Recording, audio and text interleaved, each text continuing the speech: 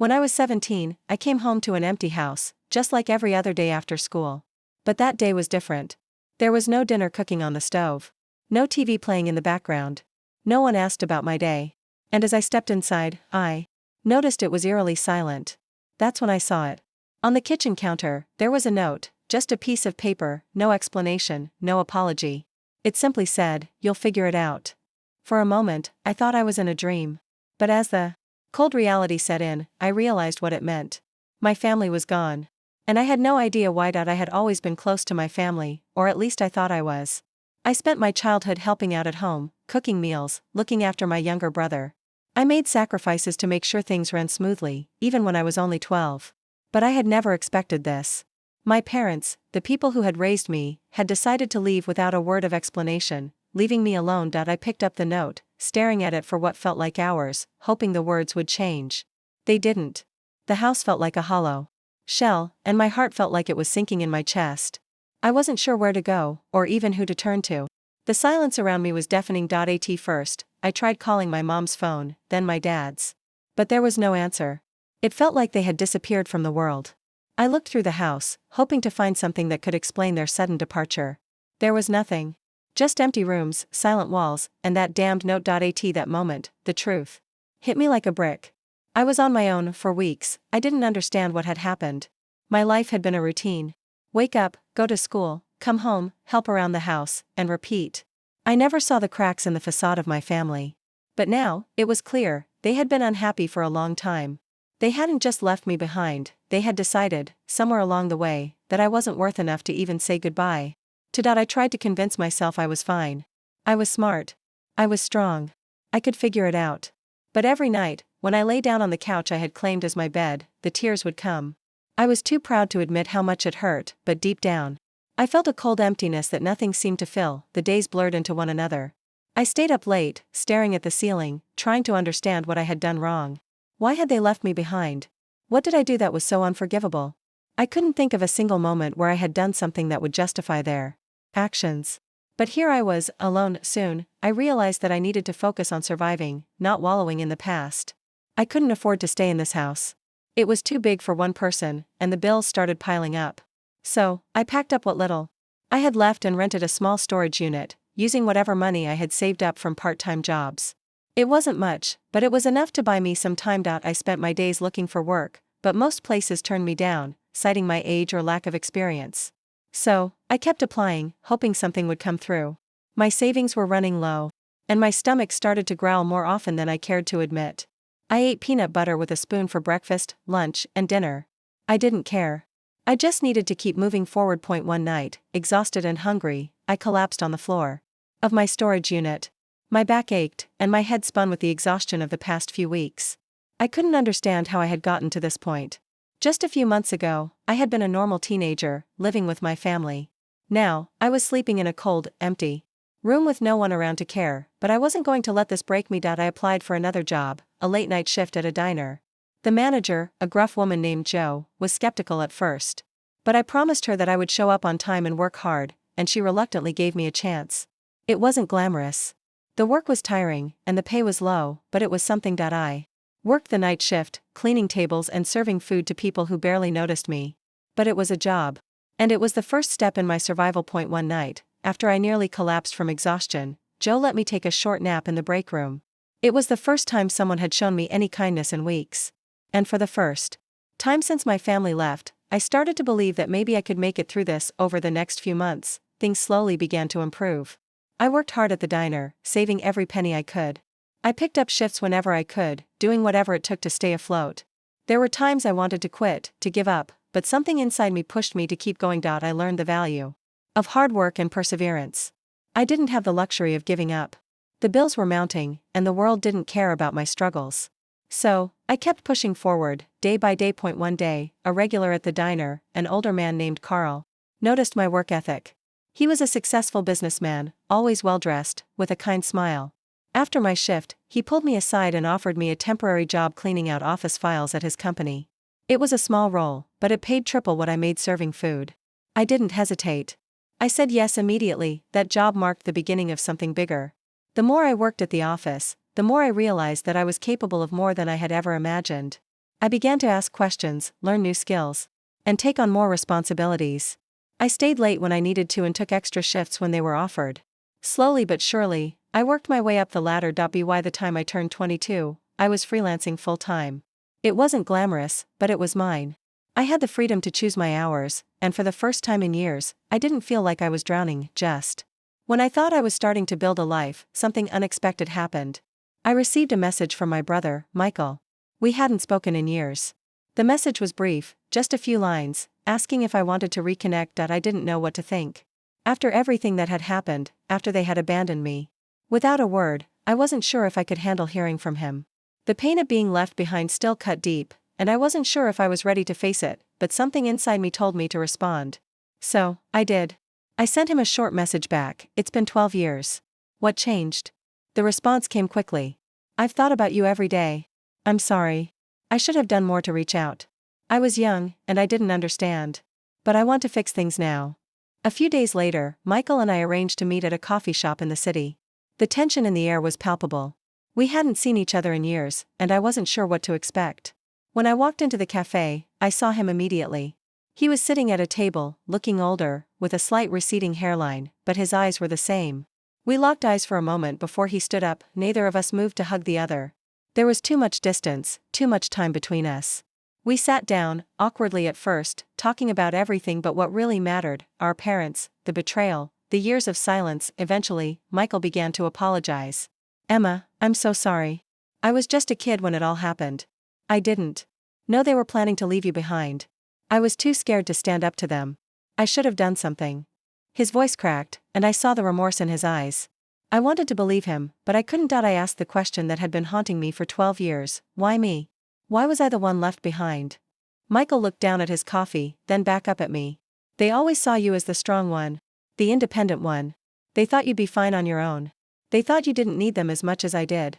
They convinced themselves you'd be better off without them. His answer didn't make sense to me.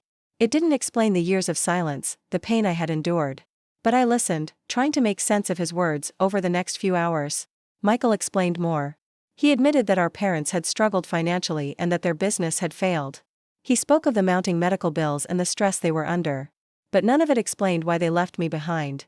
None of it explained the lies they had told people about me, the stories they had spread to justify their actions. At one point, he mentioned how he'd looked me up online a few times, checking to see if I was okay, but he never had the courage to reach out.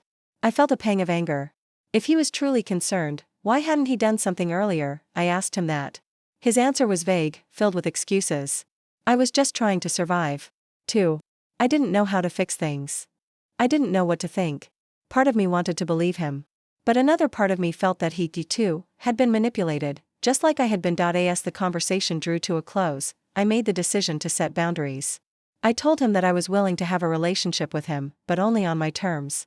I wasn't ready to forgive our parents, and I wasn't sure I ever would be. I needed time. I needed space to figure out what I wanted. Michael agreed, but I could see the disappointment in his eyes.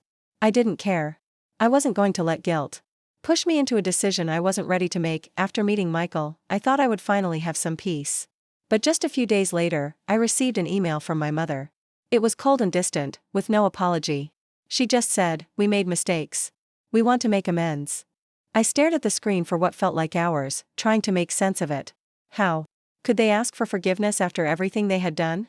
After leaving me behind without a word, they now wanted to reconnect like nothing had happened? The email was a reminder of all the hurt I had pushed aside for so long. It was as if they had completely disregarded the years of emotional turmoil I had gone through. But despite the anger rising in me, a small part of me still hoped that maybe, just maybe, they truly understood how much they had destroyed. I didn't respond right away. Instead, I sat with it for a few days. The emails were haunting me. They dug up feelings I wasn't ready to face. I showed them to my therapist, Melissa, during our next session. She was calm, as usual, but pointed out that I was in control. I didn't know them anything, but maybe closure was something I needed to help me move on. A week passed, and then another email came in. This time from my brother, Michael. His message was shorter than my mom's but felt more sincere. He told me he missed me and wanted to fix things. His words were full of regret, but I wasn't sure if I could trust him yet. Not after everything that had happened. I thought about it for a while, trying to sort out my emotions. Part of me wanted to tell them to leave me alone, but another part of me wanted to understand. Why had they done this? Why had they treated me this way? I decided to reply, but only to my brother. I couldn't handle both of them at once. So I wrote a simple message: "It's been 12 years. What changed?" His reply came within an hour. He admitted that he hadn't understood the full extent of what had happened until he saw me succeed. He claimed he always wondered about me, but he didn't have the courage to reach out. I didn't buy it. Not completely. If he had cared, why wait until I was publicly successful to finally reach out? But then he told me something that made my stomach drop. He explained that money had been tight for our parents, that their business had failed, and that they were facing financial ruin. He said that his wife was pregnant and that medical bills were piling up. For a moment, I was speechless. This was the truth I had been waiting for, the real reason they left. It wasn't just about me. It was about their own struggles.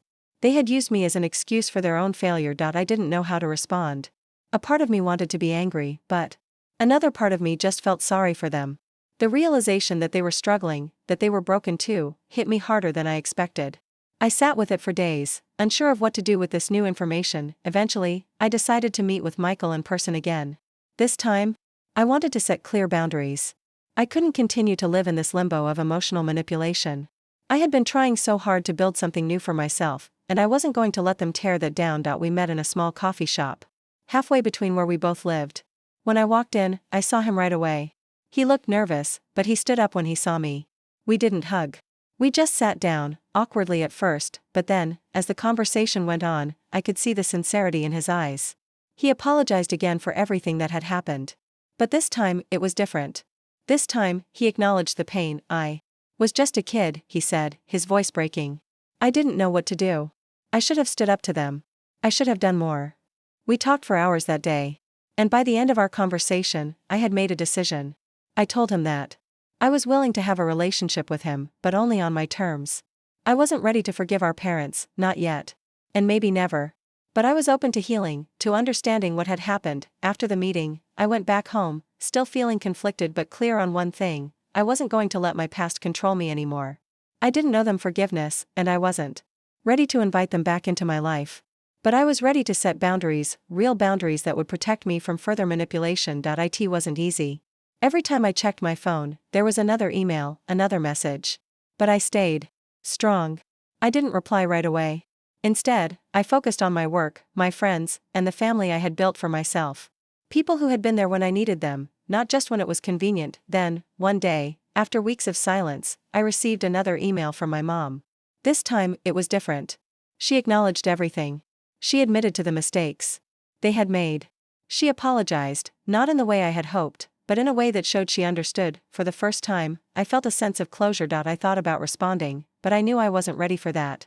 I still didn't know if I could ever fully forgive them, and I didn't want to put myself in a position where I was emotionally manipulated again.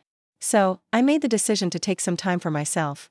I booked a trip to Bali, something I had always wanted to do but never had the chance. The trip gave me the space I needed to breathe, to reflect on everything that had happened. I walked along the beaches, hiked through rice fields, and meditated on the changes in my life. It wasn't a vacation from my past, but it was a step toward healing. When I returned, everything had changed. I was different. Stronger. More confident. In my choices. When I returned from Bali, I felt like a new person. The trip had given me the clarity I needed. I had spent so much time running from my past, from the people who had hurt me, that I hadn't fully realized how much it had shaped me. I had been afraid of facing it, afraid that it would break me even more, but I wasn't broken. I was strong. When I walked into my apartment, the familiar sense of emptiness was still there. But this time, it didn't feel as suffocating.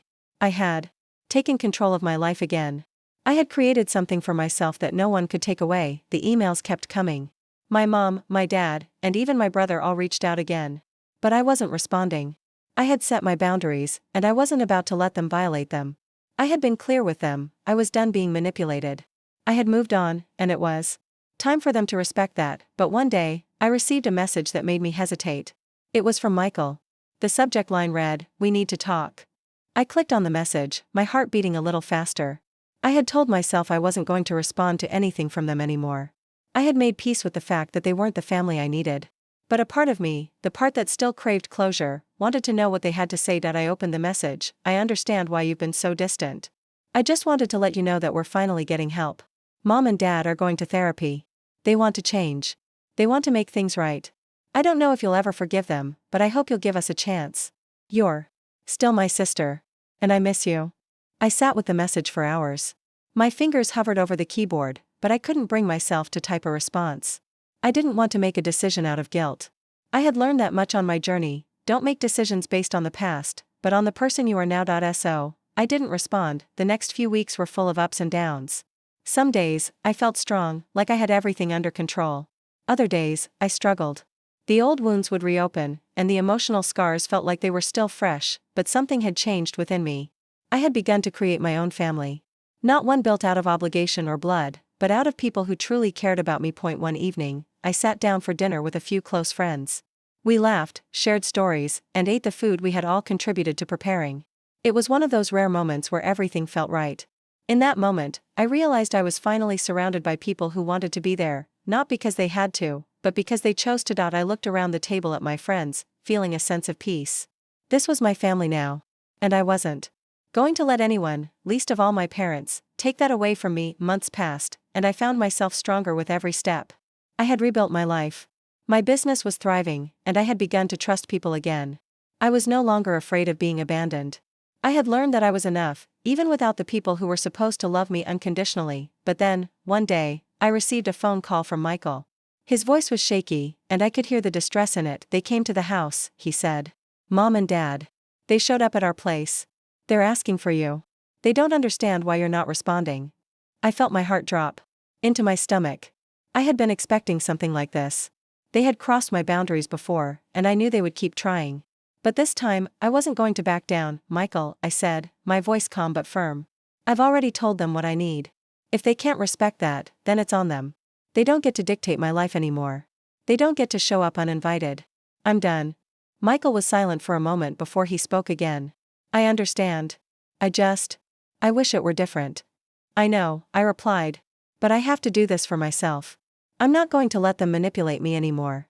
I've already lost so much, and I'm not going to lose myself too." The following week, I received a text message. It was from my mother. The words were simple, but they carried the weight of everything I had been avoiding. "Please, Emma. We just want to talk." I stared at the screen, my mind racing. I could feel the familiar tug of guilt, the old patterns that had once made me doubt myself. But this time, I wasn't going to fall for it. I made a decision in that moment. I wasn't going to let them into my life again, no matter how much they tried to manipulate me or make me feel guilty. They had crossed too many lines, and I had learned the hard way that their actions spoke louder than their words. I picked up my phone and blocked their numbers. It was time to truly let go. I knew that my journey wasn't over. I would still struggle with the past, with the pain they caused me. But I was no longer letting it control me. I had made it this far without them, and I was going to continue building the life I deserved, one where I was in control of my happiness. I thought about the family I had created, the friends who had stood by me, and the relationships I had built with people who truly cared. I realized that this was my family now. They were the ones who had shown me real love and support, not the people who had walked away when things got tough. A few months later, I received another letter from my parents. I opened it with trembling hands, not knowing what to expect. It was short, but it was different from the others. For the first time, they acknowledged their mistakes fully.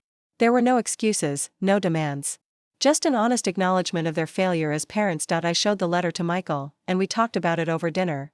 It wasn't a letter of reconciliation. It wasn't an apology that could heal all wounds. But it was a start. It was a recognition of what they had done, and that was something. "I'm not ready to forgive them," I told Michael, my voice steady. "But I'm not going to let them control me anymore. I've built something new, something real. And I'm not going back." And with that, I felt a weight lift from my shoulders. I didn't know what the future would hold, or if I would ever fully heal. But I knew one thing for sure: I had the power to choose who I allowed in my life, and I was choosing happiness. As time passed, I realized that healing was not a straight path, it was full of twists and turns. Some days were easier than others, but overall, I felt like I was moving in the right direction. I focused on my work, my personal growth, and my relationships with the people who truly mattered. I spent a lot of time with my chosen family, my friends who had supported me through every hardship. We laughed, cried, and shared stories about our lives. It was these moments that reminded me of what true love and connection were. The kind of love that wasn't bound by blood, but by choice. I began to travel more, taking trips to places I had always dreamed of visiting. One of the things I learned in Bali was that life didn't have to be defined by the past. It was about creating new experiences, new memories. I wanted to see the world, to grow, to be more than just a survivor of my family's abandonment. Every new place I visited, I met new people, each one adding a little more light to my life. Each step was another piece of the puzzle, and slowly, I began to feel whole again. Not because I had all the answers, but because I was finally living for myself, not for anyone else's expectations. Despite all the progress I had made, there were still moments when the past crept up on me. I'd be lying if I said I didn't think about my parents sometimes. The questions still lingered. Why did they leave me behind? Could they ever understand the pain they caused? Would I ever be able to forgive them? I began to realize that forgiveness wasn't about forgetting or excusing their actions. It was about finding peace for myself. I didn't have to forgive them to heal. I could choose to let go of the anger and the resentment, not because they deserved it, but because I deserved peace. One evening, after a particularly tough day, I sat down with my journal and wrote about my feelings. I wrote about the pain, the anger, the confusion. I wrote about how much I had changed and how far I had come. And by the end of the page, I wrote this: forgiveness is not for them. It's for me. And I will find peace by choosing to move forward. That was a breakthrough for me. I didn't need their approval. I didn't need them to apologize. I just needed to take control of my story and stop letting their actions define me. As I moved into my 30s, I realized that I had created a life that was entirely my own. I had a successful business, a loving circle of friends, and a newfound sense of peace that came from knowing who I was and what I was capable of. I thought about the first time I had looked at that note from my parents, the note that said, "You'll figure it out." At the time, it felt like the end of everything. But now, it was clear to me that it was the beginning of something new. I had figured it out. Not by relying on anyone else, but by finding strength within myself. I started giving back to others who were struggling, people who were going through similar challenges. I shared my story, not for sympathy, but to let them know they weren't alone.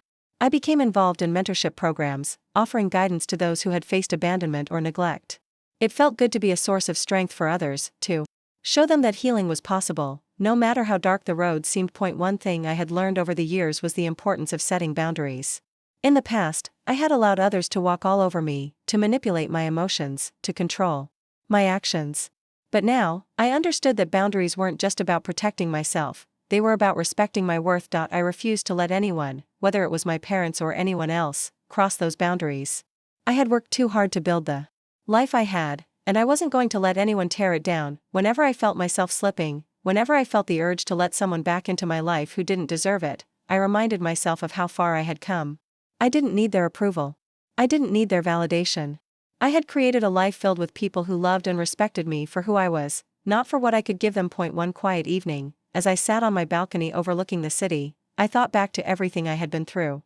The pain, the abandonment, the betrayal, it had all shaped me into the person I was today.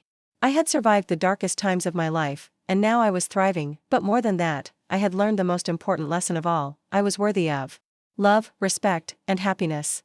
I didn't have to prove that to anyone. I didn't have to earn it. I simply had to exist. And that was enough. I thought about the family I had built, the friends who had supported me through thick and thin. I thought about the future, about the possibilities that lay ahead. There was still so much I wanted to do, so much I wanted to see. But most of all, I wanted to keep living life on my own terms. And no more running from the past. No more being controlled by the choices of others.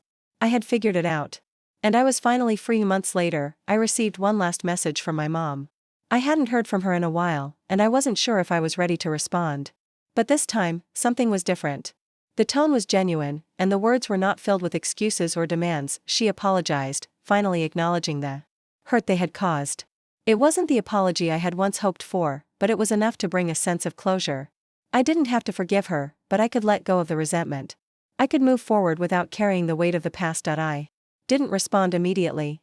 Instead, I took a deep breath and let the words sink in. I wasn't ready to open the door to reconciliation, but I knew that I had made peace with the past. I had let go of the anger. And that, in itself, was the healing I had been searching for all along. That evening, I went out for a walk, taking in the beauty of the city. I thought about all the people who had supported me, about the life I had built, and about the future that lay ahead. I didn't know what it would bring, but for the first time in years, I felt ready to face it. I have come so far. And the journey wasn't over. But I was no longer afraid of what the future held. I was free. As the days passed, I realized something important. I had spent so many years defining myself by the actions of others, by the choices my parents made, and by the betrayal I had experienced. But now, I was ready to let go of all of that. My story was mine to write, and I could choose how it ended. It wasn't just about surviving anymore. It was about living. Truly living. I began to take more risks, both personally and professionally. I had already come so far in my career, but I knew there was so much more I could do. I started exploring new ventures, diving into projects that challenged me and pushed me outside of my comfort zone. It felt good to be excited about the future. Again. To feel like I was in control. There were still moments of doubt, of course. There were times when the memories crept back in, when the hurt felt too fresh. But I had learned to acknowledge those feelings without letting them dictate my life.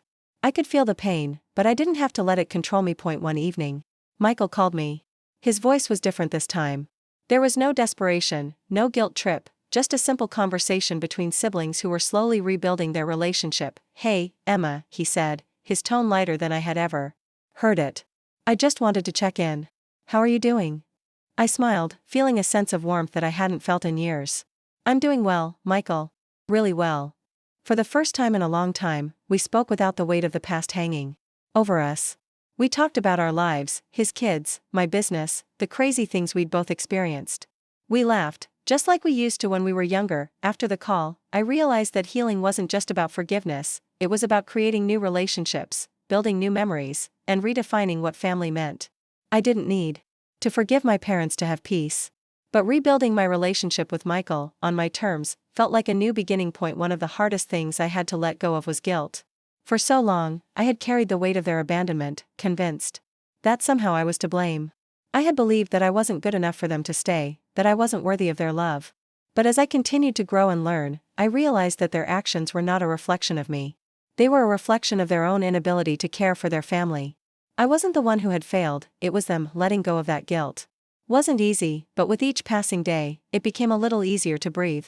I no longer saw myself through their eyes. I saw myself through my own. I had spent so much time alone, guarding my heart, afraid that if I let anyone in, they would leave, just like my family had. But over time, I realized that not everyone would abandon me. There were people in my life who had shown me real love and support, people who had stood by me when I had nothing to give. One of the things I had learned from my journey was the importance of trust. Trust wasn't something I could just give away freely, it had to be earned. And as I rebuilt my life, I slowly began to trust people again. I opened my heart to friendships that were rooted in honesty, respect, and mutual care. It wasn't always easy. Trust takes time, and it requires vulnerability. But I had learned that it was worth the risk. The relationships I built from that point forward were stronger and more meaningful because they were based on mutual understanding and care. As I focused on my personal growth, I also poured myself into my work. My business was flourishing. I had gone from struggling to survive to building something I could be proud of.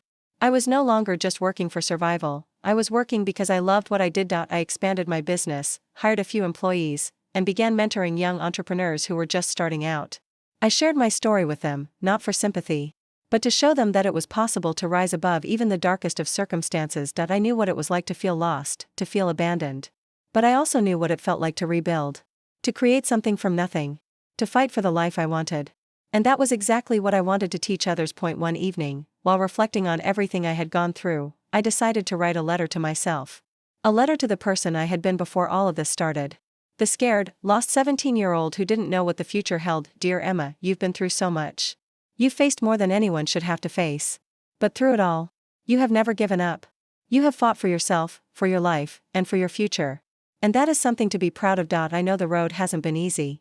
I know there have been times when you felt like you couldn't keep going. But look at you now. You've made it. You've created a life that's all your own, and you've learned what it means to be strong, to be independent, and to love yourself. You are worthy of everything you have. You are worthy of love, of happiness, and of success. And never forget that the person you've become is stronger than the person you were before. You don't need anyone's approval. You don't need anyone's validation. You are enough, just as you are. With all my love, Emma. Reading that letter to myself was a moment of deep reflection. It was a reminder of how far I had come. It wasn't just about surviving my past, it was about owning my story and moving forward with the knowledge that I was enough. That I always had been. I stood on my balcony one evening, looking out over the city as the sun set. The world seemed so big, so full of possibilities. For the first time in years, I felt at peace with myself.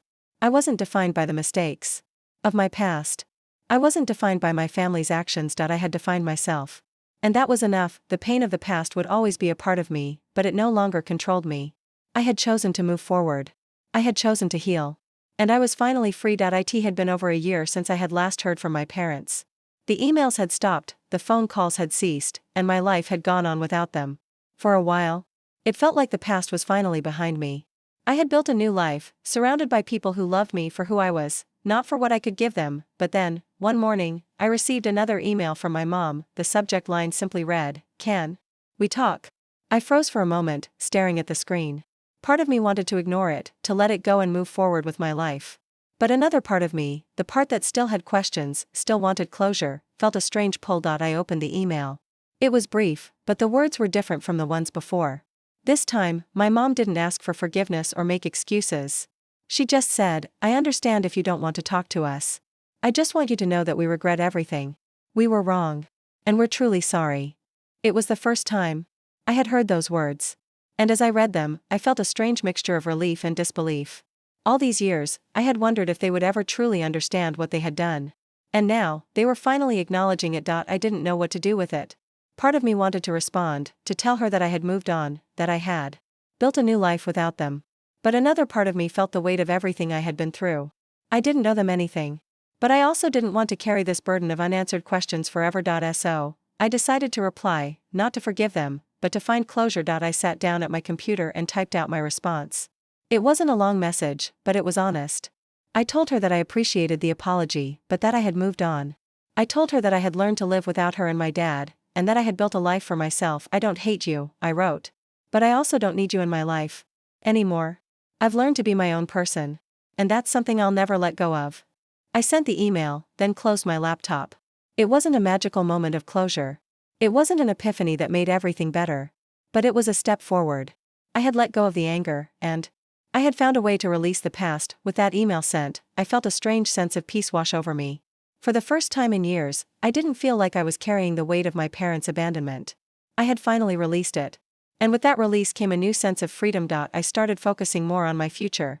My business was flourishing. And I was working on new projects that excited me. I had developed a deeper sense of purpose. The path I was on was my own, and I wasn't going to let anything hold me back. One evening, as I sat with my close friends, enjoying a quiet dinner, I thought about everything I had gone through, the pain, the heartbreak, and the journey to where I was now. I realized that I had found my strength not in the things I had lost, but in the things I had gained. The people around me were the ones who mattered. They were the ones who had supported me, believed in me, and loved me without question. I didn't need to prove anything to anyone anymore. I was enough, just as I was. As I sat in my living room, watching the sun set over the city, I realized how far I had come.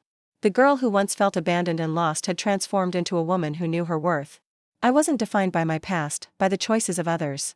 I was defined by my own actions, my own growth. I had learned that healing wasn't about forgiving those who hurt you. It was about forgiving yourself. It was about letting go of the weight of the past and choosing to move forward. It was about building the life you deserve, no matter how many obstacles you face along the way. And so, I chose peace. I chose to keep moving forward, to keep building the future I had dreamed of. I chose to embrace the people who truly mattered. And to let go of the ones who had never cared for me. I wasn't afraid anymore. I wasn't bound by my past. I was free. And that was all I needed. A few months later, I received one last message from Michael. This time, it was different. It wasn't about guilt or regret. It wasn't an apology. It was just a simple message that read, "I'm proud of you, Emma. You've done amazing things. I just wanted you to know that." And for the first time in years, I smiled. Maybe, in time, we would rebuild our relationship. Maybe we wouldn't. But in that moment, I realized that I didn't need anything from him anymore. I had built a life for myself. And that was enough. As I sat there, reflecting on everything, I felt a sense of calm wash over me. The journey had been long and painful, but it had led me to where I was today. And I was finally at peace. With each passing day, I felt more secure in my new life. I had worked hard to build something from the ashes of my past, and now, it was mine. I wasn't just surviving anymore, I was thriving. I wasn't just existing, I was living. And that, in itself, was a gift. But even as my business continued to grow and my personal life became more fulfilling, I couldn't shake the occasional pang of doubt that would creep in. It wasn't that I still missed my parents. It wasn't even that I longed for the family I had lost. It was the uncertainty that came with change. The fear that, at any moment, I could be blindsided again by something I couldn't control. It was an unsettling feeling, but it was also a part of the process. I had learned to accept that healing didn't happen overnight. It was a journey, sometimes a painful one, but it was a journey that had led me here. To a place where I was finally in control of my own happiness. One evening, as I sat at a local cafe, sipping my coffee and watching the world go by, I met someone new. His name was Ben. He was kind, patient, and supportive in ways I hadn't expected. He wasn't interested in my past, he was more focused on who I was now, who I was becoming. I had always been wary of relationships, afraid of opening myself up to someone else, scared of being vulnerable again. But with Ben, it felt different. He didn't pressure me to share anything I wasn't ready to. He accepted me as I was. No pretense, no expectations. Just two people who were getting to know each other, step by step. It wasn't love at first sight, but it was something more important: trust. Slowly, I began to trust him, to let him into my life. For the first time, I realized that I didn't have to carry the weight of the past into every new relationship. I could start fresh. And Ben was patient enough to wait for me to get there. Our relationship grew steadily. We took our time, learning about each other's dreams, fears, and hopes. We laughed together, traveled together, and supported each other's goals.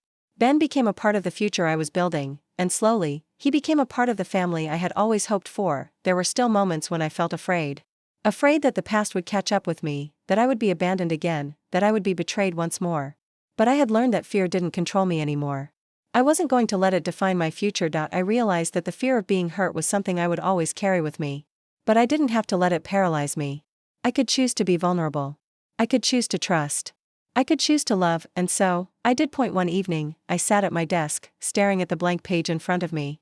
I wasn't sure what I was going to write, but I felt an overwhelming urge to reflect. To acknowledge how far I had come. I picked up my pen and began to write. Dear Emma, you've come so far. I know it hasn't been easy. I know you felt alone, lost, and broken. But I also know that you are stronger than you think.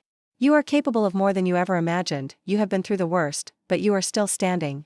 You have fought for yourself, for your future, and for your happiness. And now, it's time to live fully. To embrace everything you've worked for. Don't be afraid of the future. Don't let the past hold you back. You are enough, just as you are. You have the power to create the life you deserve. So go ahead, live boldly, live authentically, and live without regret. With love, yourself. The letter wasn't just for me, it was for anyone who needed to hear it. We are all capable of healing, of growth, and of finding peace. We just have to be brave enough to take that first step. The next morning, I woke up with a renewed sense of purpose. I had a meeting scheduled for my business, and I had some new goals I wanted to achieve. But most importantly, I was ready to embrace everything that life had to offer, without fear, without hesitation. I had learned to stop living in the past, to stop waiting for things to fall apart. I was no longer defined by my family's actions, by their abandonment, or by the pain I had suffered. I was defined by the choices I made now, the person I had become. And as I walked out the door that morning, ready to face the day, I smiled. I smiled because I knew I had finally figured it out. I had built a life for myself, one that was full of love, purpose, and peace. There's no magical moment when everything falls into place. No one day where all the pain disappears. But there are moments, small moments, where you realize how far you've come. And it's in those moments that you find peace. The journey is never truly over. There are always new challenges, new obstacles to overcome. But with each step, you grow stronger. You learn to trust yourself. You learn that you are enough. And that's all that matters. I had figured it out. And I was ready to face whatever came next with open arms.